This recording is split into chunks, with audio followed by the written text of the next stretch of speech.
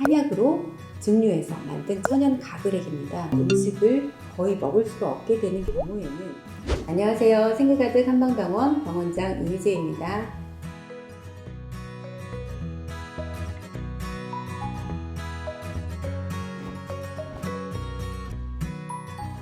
암 수술 후에는 항암 치료를 받으시는 분들이 많으시죠.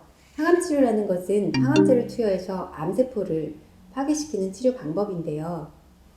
수술 전에 암 병번을 최대한 줄이기 위해서 또는 수술이나 방사선 치료 후에 남아있을 미세 암세포를 제거해서 재발을 막기 위해서 하게 되죠.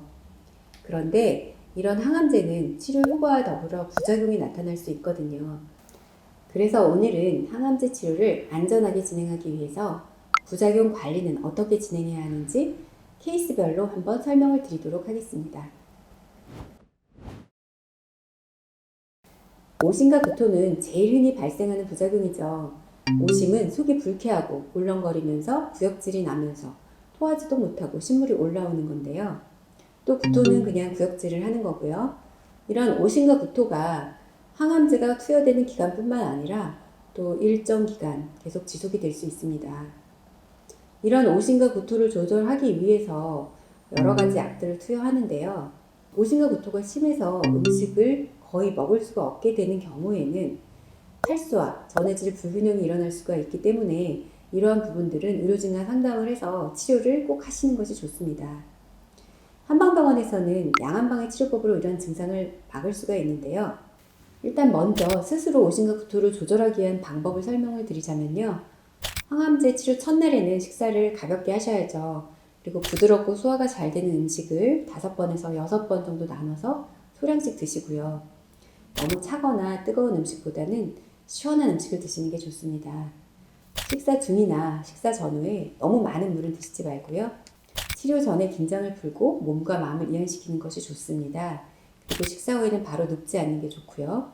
이러한 방법들이 오심과 구토를 조금 막아주는 방법이니까 참고하시면 좋을 것 같은데 그럼에도 불구하고 오심과 구토가 계속되는 경우가 많죠. 이러한 경우에 저희 병원에서는 침치료 그리고 한방, 맞춤 소화제 등을 처방을 해드리고 있는데요.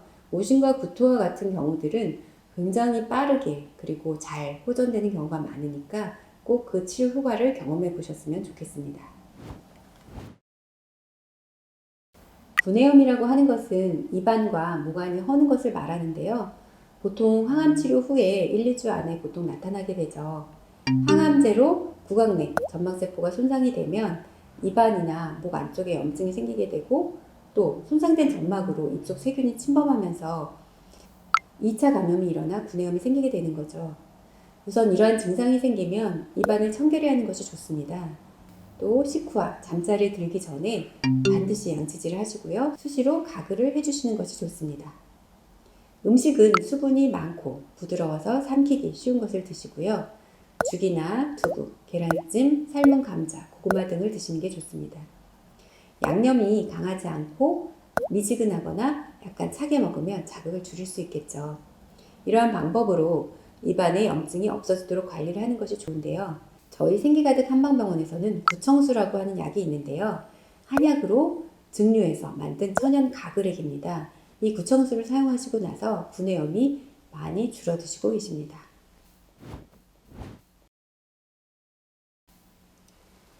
항암제 때문에 장, 점막세포가 손상이 되면서 설사가 발생하는 경우들이 종종 있죠. 보통 항암 치료 후에 1, 2주 사이에 발생하게 되는데 때로는 급성으로 찾아오기도 합니다.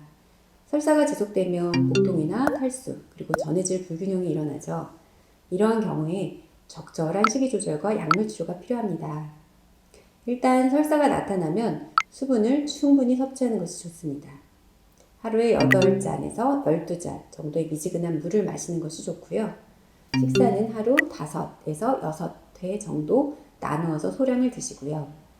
그리고 설사에 도움이 되는 음식은 섬유질이 적고 소화가 잘 되는 음식으로 흰죽, 또 진밥, 삶은 감자, 계란찜, 연두부, 바나나 등이 도움이 됩니다.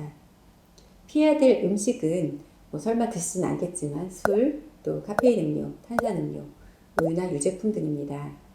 그리고 맵고 자극적인 음식이나 기름진 음식은 피하시고요. 그리고 잦은 설사로 항문 주위의 피부에 자극이 생길 수 있으니 되도록 비데를 쓰시는 것이 좋습니다. 생기가득은 이런 설사가 생기면 생약제제 치료 한약과 수분차, 그리고 장 점막을 재생하는 수액주사 등 몇 가지 치료법을 더해서 증상을 줄여줍니다. 몸에 무리가 가지 않도록 말이죠. 암 환자의 변비라는 것은 평상시보다 변을 보는 횟수와 양이 줄어드는 걸 말합니다. 변비가 있으면 변을 볼 때 항문 주위가 아프거나 지속적으로 아랫배가 불편하죠. 일부 항암제는 장 운동을 떨어뜨려서 변비를 일으키고 여기에다가 진통제를 복용하거나 신체 활동이 감소되고 음식물 섭취가 감소되면서 변비가 더 심해지게 되죠. 이럴 때 우리가 식이 조절을 한다거나 가벼운 운동 그리고 완화제 투여가 그 방법이 될 수 있습니다. 하루에 8잔 이상 수분을 섭취하시고요. 채소나 과일, 견과류와 같이 섬유질이 많은 음식을 먹고 가능한 운동량을 유지하지 도움이 됩니다. 걷기나 자전거 타기가 좋은데요. 자전거 타기나 걷기가 어렵다면 침대나 의자에서 가벼운 운동을 하시는 것이 좋겠죠? 평상시보다 변을 보는 횟수나 양이 현저히 줄어든다면 의료진과 상담을 하시는 것이 좋고요.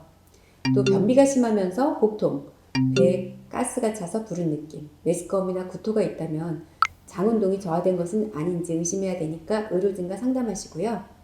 저희 생기가득 한방병원에서는 생약제제의 변비약, 또 수분차, 유산균 등을 처방을 해서 이런 문제를 해결하고 있습니다. 골수는 뼛속에 있는 스펀지와 같은 조직인데요. 백혈구나 적혈구, 혈소판과 같은 혈액세포를 만들어내죠. 대부분의 항암제는 이러한 골수의 기능을 떨어뜨리게 되는데요. 그래서 일정 기간 동안 혈액세포가 줄어들게 됩니다. 대략 항암 치료를 시작한 지 1, 2주 사이에 줄어들고 3, 4주 사이에 회복이 되게 되는데요. 이 시기에 백혈구수가 줄어들면서 감염의 위험이 증가하게 되고 또 혈소판이 감소되면서 출혈반이 생길 수도 있죠. 감염이 발생하게 되면 38도 이상의 고열이 생기는 경우도 있습니다. 그리고 춥고 떨리는 오한이나 심한 기침, 식은땀, 부종, 통증, 심한 설사 등이 동반되기도 하는데요. 이런 감염을 예방하기 위해서는 환자의 청결이 중요하겠죠. 비누와 물로 손을 자주 닦아주고 화장실, 야외활동 후에도 손을 꼭 닦아주셔야 됩니다. 세수나 샤워, 목욕 등으로 피부를 깨끗하게 하고 보습제를 발라서 피부가 건조하거나 갈라지지 않도록 해야 합니다. 칼이나 가위, 바늘을 쓸 때도 주의하셔야 되고요. 면도기에 베이지 않도록 주의하시는 것이 좋습니다. 전염성 질환 환자와의 접촉은 피해야겠죠. 감기 환자도 최대한 접하지 않는 것이 좋습니다. 감염을 최대한 막아야 하니까요. 혈소판 수치가 감소하는 경우에도 주의를 해야 되고요. 되도록 출혈이 없도록 해야 되겠죠. 출혈 증상이 있거나 혈소판 수치 저하가 예상되는 경우에는 혈액 검사를 통해서 꼭 확인해 보시는 것이 좋습니다. 적혈구 수치가 감소되어서 빈혈이 발생하게 되면 쉽게 피로를 느끼거나 어지럽고 얼굴색이 창백하고 숨이 찰 수도 있는데요. 충분한 휴식과 수면을 취하시고요. 또 균형 잡힌 식사를 하시면 이러한 문제는 막으실 수가 있을 겁니다. 또한 수액, 그리고 침, 면역주사, 그리고 면역을 올려주는 한약 등이 정말 많은 도움을 드릴 수 있습니다. 일반적으로 항암제 치료에 들어가면 탈모가 발생할 수 있습니다. 탈모는 대략적으로 항암 치료 후 2, 3주 후부터 진행이 되는데요.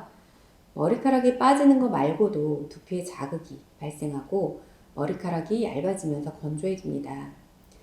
따라서 항암제 치료 기간과 치료 종료 후 6개월까지는 두피에 자극을 주는 파마와 염색은 피해야 되는데요. 샴푸는 순한 것을 쓰고요. 빗도 자극이 덜한 것을 쓰시는 것이 좋습니다. 드라이어는 너무 뜨겁지 않도록 해야 되겠죠? 탈모가 심하면 나중에 가발을 쓰게 되는 경우가 많은데요. 변화를 받아들이고 적응하는 노력이 필요합니다. 생기가득에서는 이번 기간 동안 탈모 관리 시스템으로 조금이라도 탈모 증상이 일어나지 않도록 노력하고 있습니다. 오늘은 암 환자의 항암 치료 나타나는 증상들과 그 대처법에 대해서 설명을 하였는데요.